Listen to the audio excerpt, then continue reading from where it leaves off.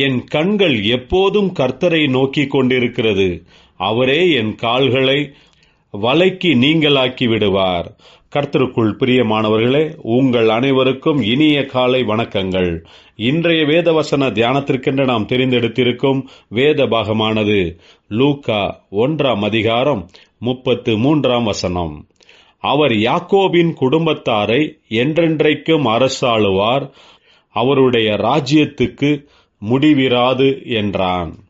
பிரியமானவர்களே, இன்றைய வேத தியானத்தின் தலைப்பு என்றென்றைக்கும் அரசாளுகிறவர் என்பதே.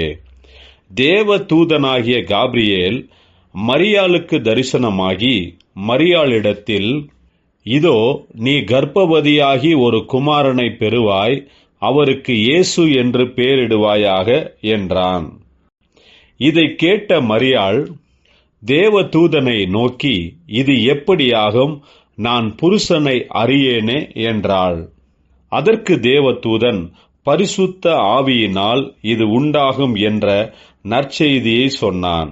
இதை கேட்ட மரியாள் தேவ சித்தத்திற்கு தன்னை முழுமையாக ஒப்பு கொடுத்தாள்.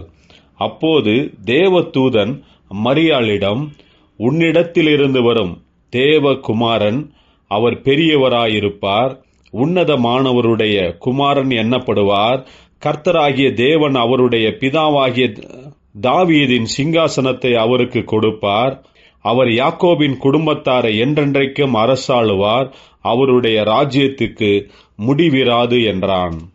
இதனுடைய அர்த்தம் என்னவென்றால், தீர்க்க தரிசனத்தில் சொல்லப்பட்டபடியே இரட்சகரான மேசியா தாவீதின் வம்சத்தில் பிறப்பார் என்கிற தீர்க்க தரிசனம்தான் இங்கே நிறைவேறுகிறதை நாம் பார்க்கிறோம்.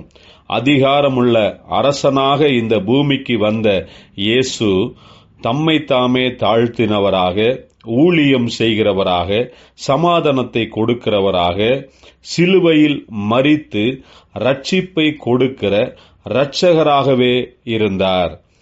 அதிகாரமுள்ளவராக, நமக்கு நியாயம் கொடுப்பவராக, நமக்கு விடுதலையை கொடுக்கிறவராக இருக்கிறார்.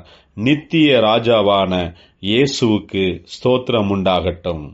ஜெபிப்போம். ஜீவனுள்ள தேவனே, நீர் எங்களுக்கு கொடுத்திருக்கும் ரட்சிப்பு, சமாதானம், விடுதலைக்காக உமக்கு நன்றி சொல்லுகிறோம். இயேசு கிறிஸ்துவின் நாமத்தில் ஜெபிக்கிறோம் நல்ல பிதாவே. ஆமேன்.